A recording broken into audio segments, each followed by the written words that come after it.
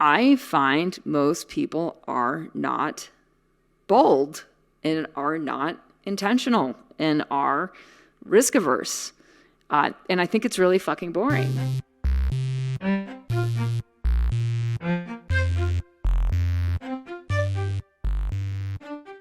Hey, it's Cate. Welcome back to Thrive with Cate, formerly the Yoga Healer podcast for over the past decade. So I want to talk about Uplevel. It's a word that I use to signify that there's a higher order. There's higher orders. There's higher orders of magnitude. There's higher orders of vibratory experience. There's higher orders of connecting, of intimacy, of how we relate. And it goes on and on. Those of you who practice subtle body practices like yoga or Tai Chi or Jiu-Jitsu, there's higher orders of integration in which mind and matter are organized. So to signify the moving into a higher order, I'm using the verb. I'm making up my own words. Up level. Like how do you up level, go from the level that you're at into the next higher order? And in the process of doing that, it's an iterative process. So there's certain practices and processes that are iterative, meaning you do them again and again, and it keeps enabling you to grow your capacities and your capabilities. It's next level self-invention. It's not reinvention. And I want to emphasize this. Like there's this idea of like, oh, reinvent yourself. This isn't really that. That's more of a lateral move to me, that like reinvention is lateral. This is actually, it's a more of a destruction, recreation, next level creation. And it means that there's these really actually quite radical changes, because what exists at one level does not exist at the next level. Like even if you look at like your ability to lead or your leadership skills, abilities at one level become actually pathologies in a way at higher levels. So how you orient and what is gotten you to here is all fodder for the mill, right? It's all good. It's all good to be able to be transformed into what is then the next becoming. So at Club Thrive and Club Hero, it's a community of belonging and becoming. So it's not just like I'm not a big fan of the word like safe space. Because to me, or a safe group, I'd rather be in a growth group, which means there's going to be a little bit of edginess, which means there's going to be a little risk. And it really might not feel safe for the outdated egoic patterns of the self. And I'm sure someone's going to take me to task on this. And I'm not saying safety isn't important, especially for those, people that have, have a lot of insecurity right now, that it's an important thing for the nervous system to feel safe. And that's something that ultimately is self-generated, or is generated between you and your maker, you and the design, you and consciousness as such. Okay, so what is next level? This is the territory you define. You're defining it for yourself. And I have a new course. It's a process called Uplevel Your Life, and Uplevel Your Life is like a weeder course for people going into Club Hero, and the goal here is to get you thinking. It's for you to uplevel your thinking, your vision, and your focus, and to tune into yourself at a higher order. So you get specific about like really what is your next uplevel? What does your life look like, and what does that look like in comparison to your current status quo? And once we know what that is, then we have you appraise the value of your up level and then decide how to move forward. Now, this appraising of the value, what is the value of an up level? This is something that I find is, man, unless you're in like high level masterminds, it's probably just it's not part of the vernacular, right? It's not part of like the normal way that people think. It's not part of how we raise kids or indoctrinate kids in schools to think about their future. So the value of your up level, it comes down to what then becomes possible, what opportunities then become possible, what networks of people, what capabilities and capacities then actually radically shift your opportunities at the next level. And so what might that look like? When I go back, when I look at my up levels over time, I mean, I can see how it's connected to a desire to grow, right? A desire to do something I hadn't done yet. And then taking of risk, basically an alignment of focus with capital. It's usually that combination, focus with capital. What is capital? Capital is an aggregation of what you've made work in the past where you've built a surplus. You have a roof over your head, you have enough food to eat, you have enough clothes to cover your privates and make your way in the world, and then you accumulate. And life is accumulative. I love that. I learned that concept of how to maximize that life is accumulative. I think all of us have realized that life is accumulative. You notice that, the stuff you bought 10 years ago, if you haven't gotten rid of it, it's still hanging around. Skills are accumulative. Relationships, if you don't burn your bridges, are accumulative. Karma is also accumulative. So for the positive and for the negative, life is accumulative. As you get better at accumulating capital, even small amounts of capital, you can trade it in. You can leverage it. You can leverage your capital along with your focus, and then you can potentially, if you take aligned risk, make much more happen.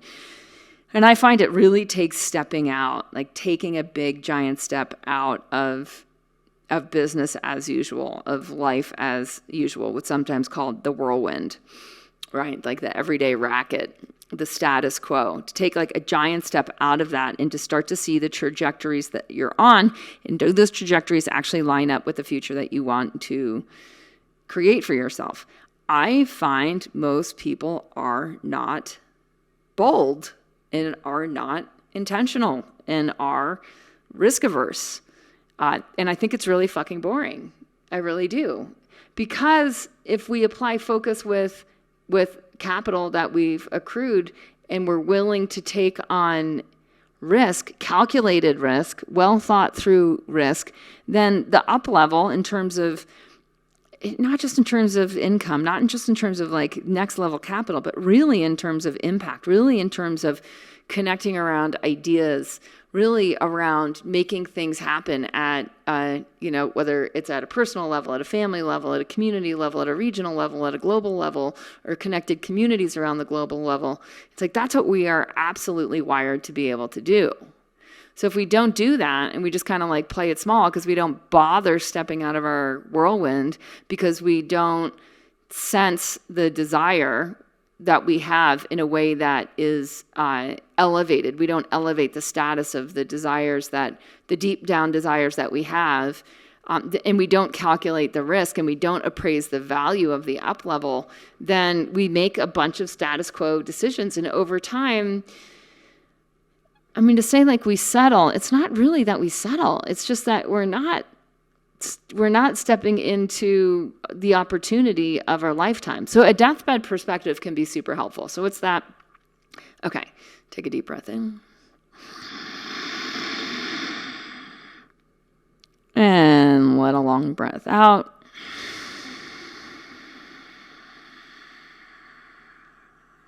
Side note, pranayama, so prana, life force energy, yama is control. Ayama is to release control. So to release your control of the prana, to like really unwind to the power of the life force energy, pranayama. Pranayama is always started with a series of longer exhalations. Yeah, in the tradition. Longer, slower exhalations. So we start by emptying out. We start by like wiping the screen clean, wiping the canvas clean. I have a glass board. It's like a whiteboard, but it's made out of glass, and I use my colored pens on it, and every now and then I take out my spray bottle and I spray it down and I wipe it off. And that's the longer, slower exhalations. And what that does is it allows you to tap into the field of potentiality. So when you're too much in the whirlwind, there's too much stuff on your whiteboard, there's too many things going on, too many projects, and you lose the ability to take a step back, to sense the future you want to step into, to calculate the risks based on the strategy, and then to move, again, capital and focus in that direction. All right, so that's why you want to deepen your exhale.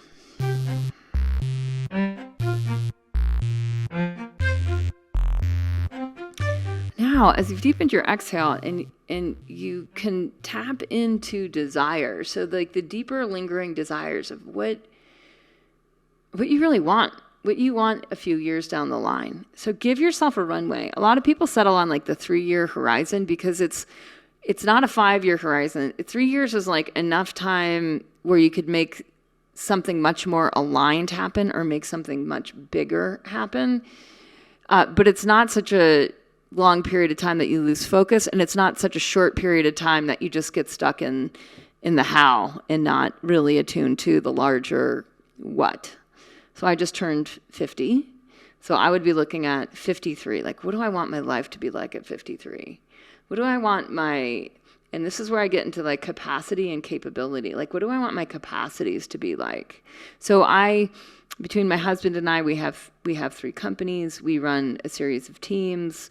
I would love at 53 for my team leadership skills to be at a level that they're currently not, to have integration across organizations.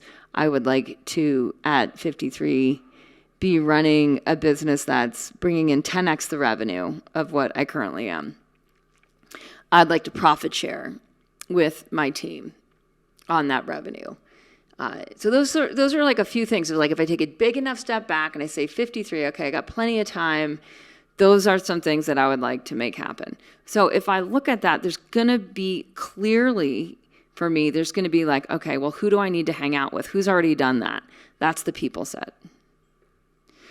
What are the tools I will need to have if that's going to be real at 53? That's the tool set. What are the skills? Often skills and tools are together. They're often accompanying. Like you need skill to use tools, and you need tools in order to use skills. For example, a project management tool is a tool. The skill of using it is the skill in using the project management. Figuring out, profit sharing. There's tools to get good at profit sharing, but essentially it's a skill for a business owner and whoever their CFO is to figure out how best to execute on that. All right, so maybe you have a desire to be growing 50% of your own food in 3 years. So it doesn't have to be business oriented. Maybe you want to deeply heal yourself. Maybe you've had an autoimmune disease for 10 years and you want to be healed and on the other side of it and never have a reoccurrence again. And that's where you want to be by 3 years from now. Maybe it's around for me, one of our businesses is a family business. So me and my daughter and my husband have a business together so that my daughter has part ownership in a company, that she builds equity into that company, and that she learns how to run a company while she's growing up. So that's a goal that we set years ago. Now we're in the fruition of that goal, where that company has a series of properties that we're in different phases of remodel and rental. And so she's been learning from the inside out. And if I go, well, 3 years from now, do we want her to be able to what degree do we want her to be able to run those companies, to make decisions, et cetera? All right, so that gives you a sense of just getting in touch with your unique life goals. Now, a lot of people get hung up on other people's life goals. Like maybe maybe you have this goal that's really not yours. Maybe it's one of your parents. Maybe it's one of maybe it's a cultural goal too, that it's like, oh, for example, like to me, like a cultural goal, living as a female in modern culture, it's like you're supposed to like look a certain way, be a certain size, Maybe not so much anymore, but still I feel like deep down people want to feel and be a certain way. That could be a cultural goal that maybe you don't actually give a shit, So it's really important with your goals, whether it's around finance or whether it's around your figure and how you look, to make sure that they are truly authentic to you, your unique life goals. I mean, you might want to have a hippie commune somewhere and share various responsibilities and have those responsibilities networked throughout an intergenerational community. Awesome. What's so important is that it's clear to you. Usually there'll be reoccurring themes with your life goals. And in this Uplevel Your Life crash course, and I'm going to give you guys a coupon code for it, because I built it. It's an investment, but I built it so that it's not that painful of an investment. So it's a $1,000 investment, but I'm going to give you a $900 discount. So you're going to be able to get into it for $97. You just go to clubthrive.global/uplevel. And then the promo code you're going to use is Uplevel, all caps, UPLEVEL. And then you can do it for $97. And what you're going to do is you're really going to get specific about your Uplevel. And there might be Uplevel, there's going to be different categories around it. It's going to be career, it's going to be your body, it's going to be your relationships, it's going to be your meaning and purpose, it's going to be your identity and stepping into leadership. For some of you, there's going to be a section on parenting and family and partnership.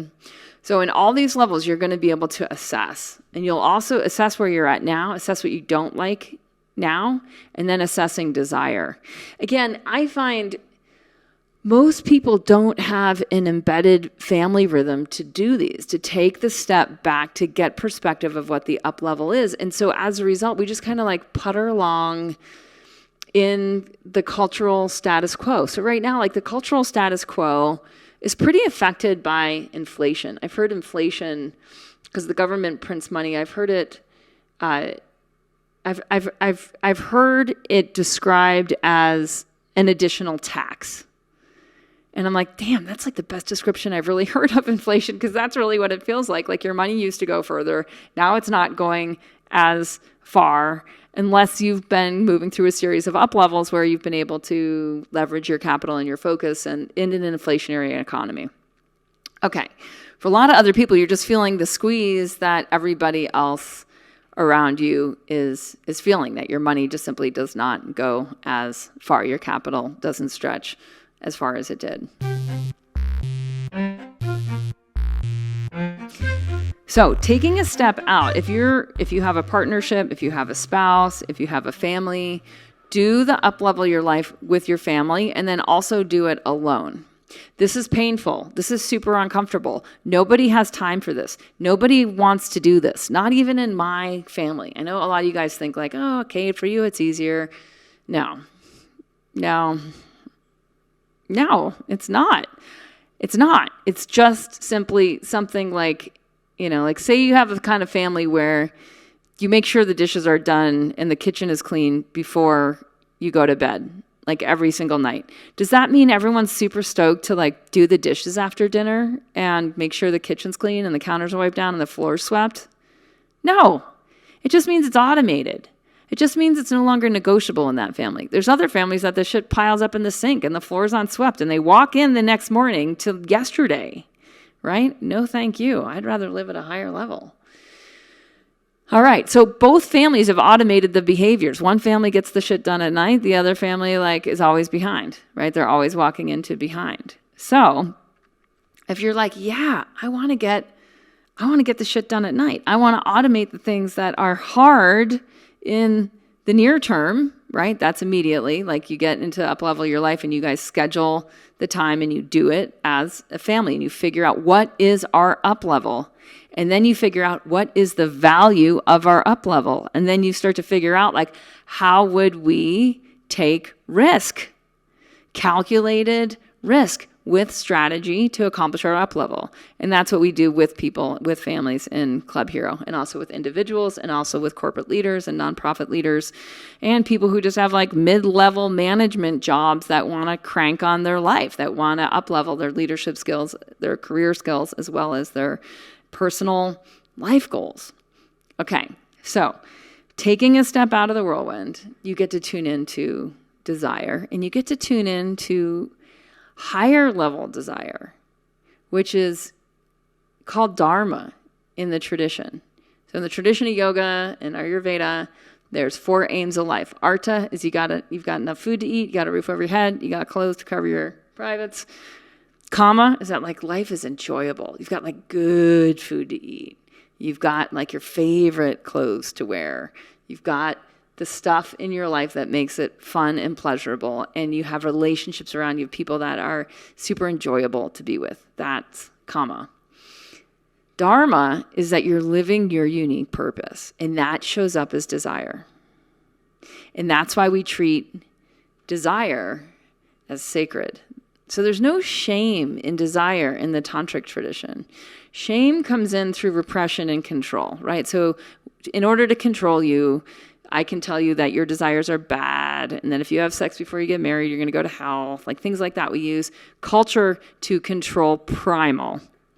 Primal is connected to instinct. So primal awakens instinct, and you have an instinct that's connected to your higher purpose.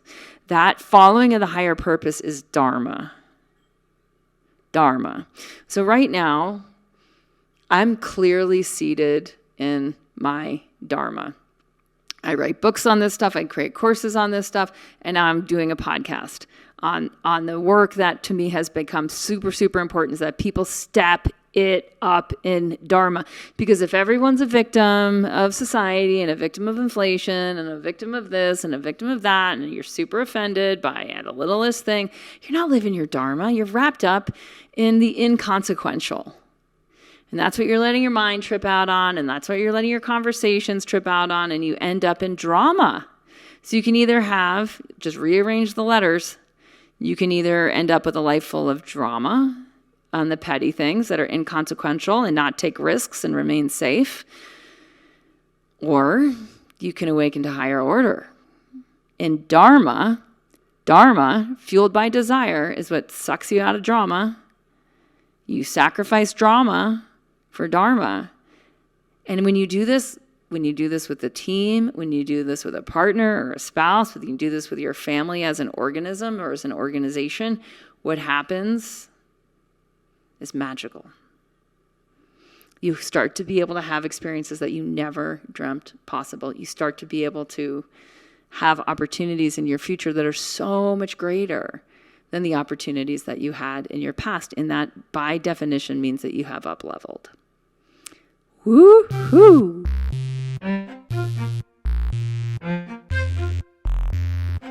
So, first, you just fully focus on the what. And I walk you through this step by step and up-level your life.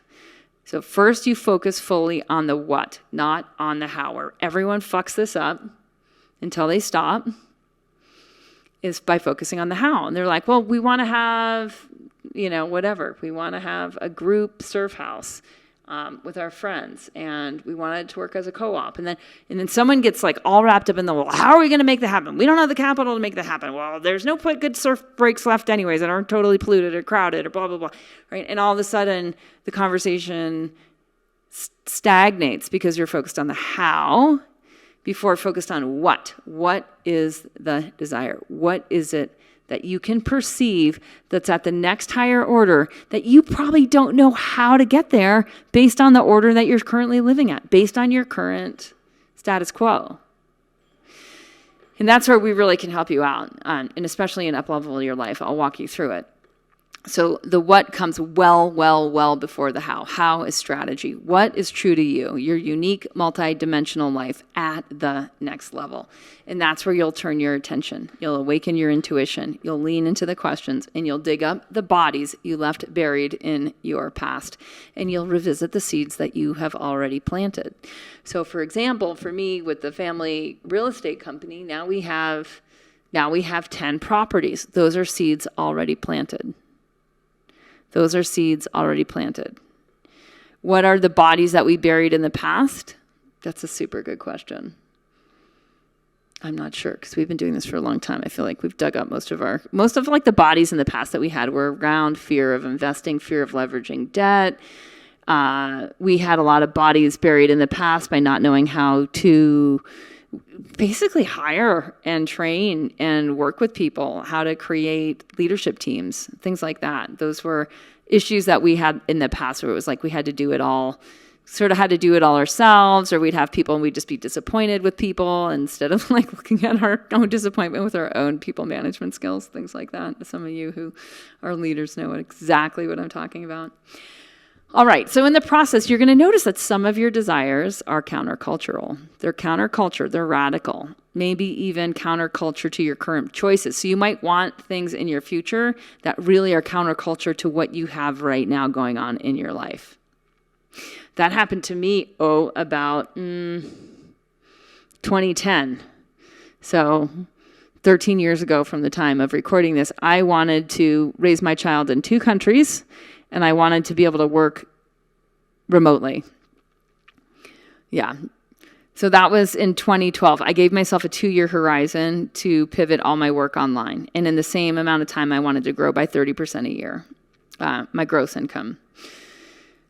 And so that was countercultural. It was countercultural to my current choices, because at the time I had like a brick and mortar business. Like literally, it wasn't made out of brick, but it was built out of wood, my yoga studio. And I was seeing clients locally, and I had a local herb, like a little like herb shop where I'd see my Ayurvedic medicine clients, and it was very, very brick and mortar. But what I wanted was countercultural to my current choices. And that's fine. And again, if you're doing this with a team member, a partner, a spouse, family, kids, someone is going to be like, we can't do that. And they'll list all these super conventional reasons why that are very logical and very safe. And they are very true. They're very true at the current level. They're just simply not true at the up level, right? They just simply don't matter at the up level. And that's why we focus on the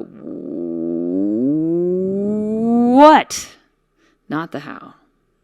Not the how. Once we know what the what is, the how, that's strategy. Like that happens in ways that we've got tools. We've got tools for that. We've got thinking tools that help stabilize your thinking at higher levels of how people make things happen that you haven't made happen yet. Just because you haven't done it doesn't mean it can't be done, right? Other people have done whatever it is that you're trying to do. Chances are there are gazillions of people who have already done that. Yeah, which is awesome. All right, so I'm going to leave you with this, is let desire be your leader. So what do you really want? What do you really want? For those of you who have kids at home, like, what do you want for your family? Like for me, like I wanted my kid to be bicultural, first and foremost. Bilingual was a nice second, right? But bicultural, not prejudiced, able to speak to people in different countries with different skin colors, of different socioeconomic categories. For me, when Indy was 4 years old, that was an extremely high priority. Very countercultural, but very, very high priority for me. Then as she got a little bit older, by the time she was 8, I'm like, she needs to learn how to be self-employed entrepreneur, because she's not going to learn it at school. And it's a strength that my husband and I have to leverage with her. Does it mean she has to be an entrepreneur later in life? Hell no. Hell no. But she needs to learn the skill, right? It's just a skill. She needs to understand what that kind of opportunity can do for her. And will it make her a better employee if she chooses to work for a corporation? Absolutely. Will it make her a more interesting person? No doubt. So what destination is your desire driving to? And I'll walk you through the rest in Uplevel Your Life. You're going to depict your status quo. You're going to figure out what the opportunity is. You're going to get really clear on what's outdated, like what's outdated in your habits, your investments, your spending behaviors, your career, your family seasonal rituals, your daily rituals, your annual rituals. You're going to see like this is expired. This is the current level. Like we want something more. We want an up level. And so if this is speaking to you and you're like, yes, I want an up level, use that coupon code. So again, clubthrive.global/uplevel, and then put in the promo code uplevel, all caps, UPLEVEL. Yeah, and that'll drop it from from $1,000 to 97 bucks, and do it now while I'm having this opportunity, because I'm not sure how long I will.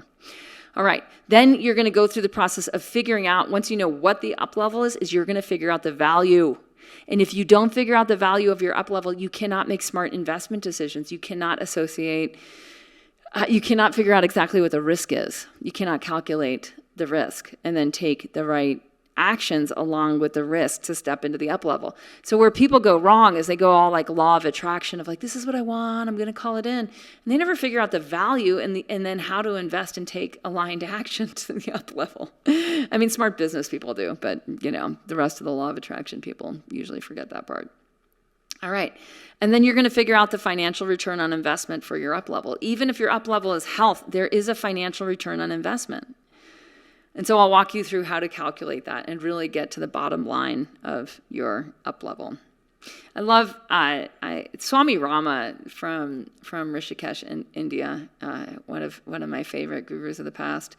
When you want something, do it with all your might, mind, action, and spirit. So for you to figure out whether that's for you personally, whether it's for you and a business partner, or whether it's for you and your family, you're going to figure exactly what it is that you want. So when you want something, do it with all your might. We first have to figure out what is the something that you really want. Then the up level will require a sacrifice of capital and a sacrifice of attention. And that's how you make something holy. That's literally what sacrifice means. It means to make holy, to make sacred.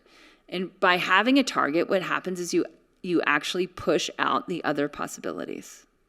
You push out the other distractions. You push out what is clearly less important. Instead of having trade-offs, you start to have trade-ups, and you're able to trade up. And you'll see super clearly as you work through up-level your life, what is an outdated use of your time, your energy, your money, and what's an essential use of your time, your energy, and your money to hit your up-level. You'll also identify who your compadres are. So compadre, the translation, it comes from Spanish. So you have with God as father. So it's like the father's looking out for the son, right? If we look at Christian mythology, where this word comes from, this is the idea of the Godfather. The Godfather's creating a protective field for the child to fully reach their potential. And that's what a good father wants, is for their offspring to fully reach their potential. Heaven on earth. So your compadres, the way I'm using it in up level of your life, is like, who are the people who are already at that higher order, right? Who are already at the higher order of value, of intimacy, of care, of connection, of integrity. And what kind of insights do these people have that they can support you, so that they can help guide you? And that's where you'll end in the up level of your life, is figuring out, basically who's keeping you stuck in a rut at status quo. Chances are you're keeping them stuck in a rut as well, because you're not up leveling. And then who's really part of your up level? Who do you most want to be influenced by? Who's like your insurance program, essentially, by hanging out with them because they're already at a higher order, that they can help you manifest what you want next, that they can help you become who you want to become next, to achieve what you want to achieve next, to have the kind of impact or influence that you want to have next, to do the deed, to have the life, to live the dream. All right, that's it. That's what I've been up to lately. Uplevel your life, clubthrive.global/uplevel, promo code uplevel. And if you get in, then I'll actually talk to you about your up level. It's a super, super good chance to have a conversation with me one-on-one about your up level. And if you do it, if you do up level your life, be ready, please, for the conversation with me so we can make the most of our time together. I will record it for you, and so that you have that for as long as you want to use it. People actually find these conversations with me useful, like even 2-3 years down the line. Yeah, I'm a visionary, and I tend to be able to really tap into people's unique potential and unique dreams. All right, that's it. Ta-ta for now.